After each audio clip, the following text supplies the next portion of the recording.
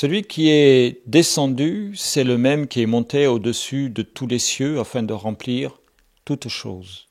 Il a donné les uns comme apôtres, les autres comme prophètes, les autres comme évangélistes, les autres comme pasteurs et docteurs.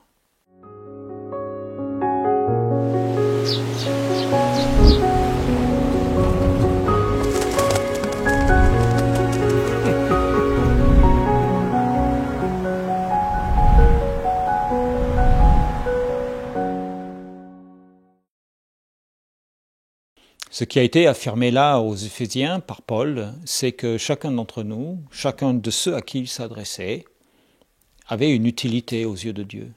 Et que chacun reçoit une bénédiction particulière en fonction de ce que l'Esprit Saint a décidé d'octroyer comme don. Ainsi, aucun d'entre nous n'est oublié, aucun d'entre nous n'est mis sur la touche. Dans la proposition, il est clair que celui qui veut la recevoir, eh bien, il obtient cette bénédiction particulière.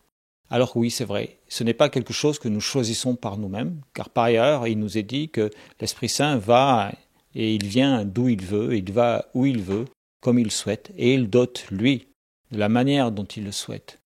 Nous n'avons pas à choisir, nous n'avons simplement qu'à nous rendre disponibles à la présence de Dieu, à la présence de l'Esprit, afin qu'il puisse nous donner les dons nécessaires à l'édification de l'ensemble de l'Église.